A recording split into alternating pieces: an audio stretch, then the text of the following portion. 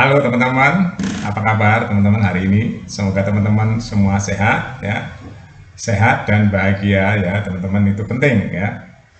Oke teman-teman, kita bahas beberapa berita politik hari ini yang menurut saya bagus untuk didiskusikan ya. Jadi menyikapi politik itu sekarang nggak ada yang istilah nggak saling berhubungan ya teman-teman. Politik dalam negeri, politik regional, politik global itu selalu saling berhubungan ya. Tapi kali ini saya akan bahas mengenai tokoh muda yang namanya Gibran. Teman-teman kalau lihat video saya yang berhubungan dengan politik, saya sudah bilang dari awal-awal tahun Gibran menjabat wali kota ya, bahwa Gibran bahkan sebelum menjabat wali kota, waktu Gibran awal-awal diperkenalkan Pak Jokowi, saat itu masih masih kelihatan kecil sekali ya anaknya. Saya sudah menebak ya bahwa Gibran ini memiliki karakter yang benar-benar eh, kalau saya gambarkan sebagai batang tuh batang yang tidak mudah patah ya teman-teman. Itu Gibran. Jadi ada batang ya, ada batang pohon yang mudah ditekuk gitu patah, ada batang yang ditekuk itu nggak patah-patah. Nah, Gibran kalau batang seperti itu, ya dia ditekuk-tekuk nggak patah-patah teman-teman. Itulah Gibran, tough gitu ya. Walaupun dia kelihatan lemah, kelihatan nggak apa namanya, nggak seperti orang strong gitu, tapi dia sebenarnya lebih strong teman-teman. Nanti saya jelaskan ya kenapa dia lebih strong ya teman-teman. Dia tuh punya karakter yang eh, diferensiasinya nyata ya dengan orang-orang kebanyakan. Jadi pembedaannya hitam putih. Gibran itu hitam putih ya karakter seperti Gibran ini teman-teman. Jadi kalau saya bandingkan ya karakter Gibran, karakter Prabowo, karakter Jokowi itu memiliki klaster sendiri teman-teman. Ya, memiliki ruangnya sendiri ya. Jokowi ya Jokowi gitu. Memang ya Jokowi adalah bapaknya Gibran, Gibran nah Jokowi gitu ya. Gayanya pun ada yang beberapa sama ya. Tapi Gibran juga memiliki karakter sendiri teman-teman. Begitu juga dengan Presiden Prabowo, karakternya sendiri ya. Setiap orang memiliki karakter-karakter. Nah, khusus untuk Gibran ya teman-teman. Khusus untuk Gibran ini, kenapa kok Gibran itu memiliki kekuatan yang beda dengan orang lain? Kalau orang lain kan kekuatannya bisa ditopang dengan orasi, ya, bisa ditopang dengan orasi-orasi yang kadang-kadang orasi-orasi itu nggak bisa dipenuhi, bahkan cenderung bohong. Ya, karena pencapaian tertinggi seorang politisi atau seorang bisnismen atau seorang siapapun adalah de facto atau faktanya. Kalau memimpin ya, jadi pemimpin itu pencapaian tertingginya adalah hasil. Ya, selain proses itu juga bagus, tapi ujung-ujungnya pada goalnya. Goalnya itu apa? Nah, Gibran itu selalu orientasinya pada kerja. Nah, kerja itu akan menghasilkan.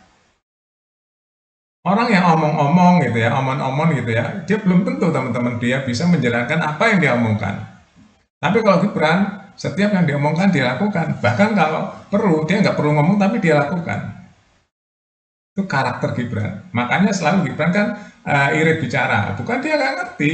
Dia karakternya tuh memang seperti itu.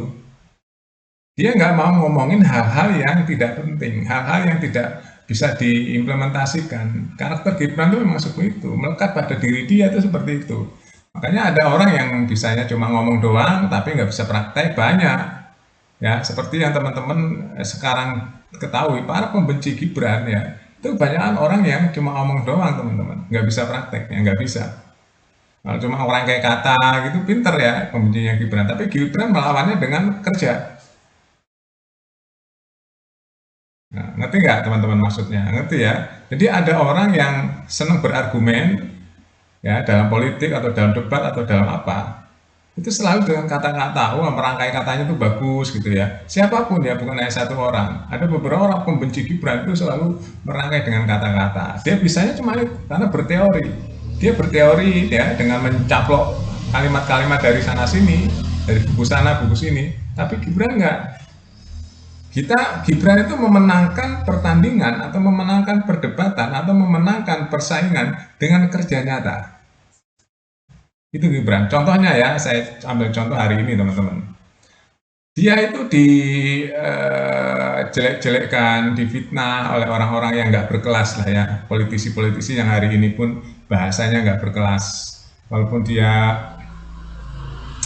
ada yang mencalonkan bupati, ada yang mencalonkan apa, lihat aja cara tandingnya, ya, cara debatnya, bikin kerusuhan. Ada tuh orang-orang yang selama ini mencibir Gibran, mencaci maki, ya kan, menjelek-jelekkan. Ternyata kualitasnya di situ. Tapi Gibran nggak, dia berdebat bukan hanya kelas bupati saja, sudah debat di kelas presiden. Lawannya profesor, yang kata orang pintar-pintar itu. Tapi dia bisa mengambil alih dengan bahasa yang mentes, kalau bahasa Jawanya itu ya, singkat, jelas, dan padat. Nah, cara dia mengalahkan lawan-lawannya, dia dengan sedikit bicara tapi banyak kerja. Itu cara Gibran mengalahkan lawan-lawannya, teman-teman. Kan karakternya kuat sekali ya. Kuat sekali. Dia nggak masa bodoh orang cuma ngomong doang. Rakyat tuh butuh kerja nyata.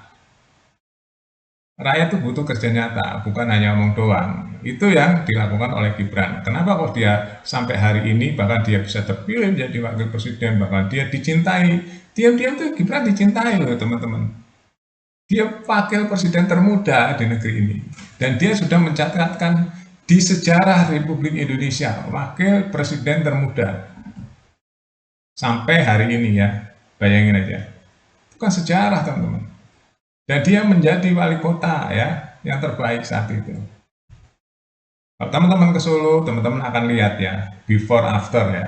Sebelum dipimpin Gibran dan setelah dipimpin Gibran, kemajuannya seperti apa. Jauh teman-teman. Ya. Nah, itu salah satu pembuktian bahwa kerja itu lebih menjawab daripada omon-omon. Ya, kerja itu lebih memenangkan pertandingan dibanding hanya berteori ya, berceloteh, terus bercerita ke sana ke sini. Kerja itu lebih diterima oleh masyarakat. Karena masyarakat itu butuh kerja nyata, bukan hanya teori sana, teori sini, gitu ya teman-teman. Jadi saya memberikan pencerahan ini nggak ada kepentingan apa-apa teman-teman ya, karena saya sejak tahun 90 ya sudah melakukan beberapa penelitian ya tentang karakter birokrat, karakter pemimpin ya sampai hari ini teman-teman. Ya, banyak hal yang sudah saya alami ya teman-teman, walaupun tampang saya di Solo seperti nggak ada apa-apanya begini, tapi saya diam-diam melakukan beberapa penelitian ya dan praktisi langsung ya, bukan hanya teori baca buku, bukan. Makanya orang yang suka baca buku itu harus lebih bagus lagi kalau dia langsung praktek, langsung praktisi. Jadi ngerti antara teori dan praktek tuh nanti akan ketemu. Teori aja ya nggak akan pernah bisa merasakan.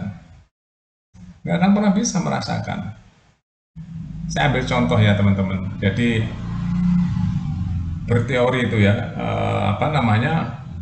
saya banyak teori lah ya, nggak usah saya ceritakan lah ya. Praktek juga banyak, nanti dikirain sombong ya. Jadi saya hanya fokus pada karakter Gibran aja yang saya bahas hari ini. Jadi para pembencinya juga kok nggak sadar-sadar ya, bahwa Gibran adalah hasil dari demokrasi. Terlepas dari kontroversi itu kan menurut versi mereka, yang pro ya yang kontra, yang tidak setuju kan. Tapi faktanya Gibran adalah hasil pilihan rakyat yang lebih dari 50% rakyat Indonesia, 58% lebih memilih Gibran sebagai wakil presiden dan Prabowo sebagai presiden. Itu kalau orang dewasa ya menyikapi demokrasi seperti itu harus menerima. Jangan nyinyir sana, nyinyir sini, ya mencari ngolok-ngolok dan sebagainya. Itu malah dia sendiri yang akan jatuh. Ya, dia sendiri menunjukkan bahwa dirinya itu ibaratnya narsis ya, orang terlalu percaya diri ya, jadi akhirnya dia dijatuhkan oleh dirinya sendiri. Oke, itu aja teman-teman ya, saya bahas tentang karakter Gibran, dia mengalahkan lawannya dengan kerja dan kerja. Terima kasih teman-teman sudah nonton, update terus berita-berita di Buat Makan TV, sampai jumpa.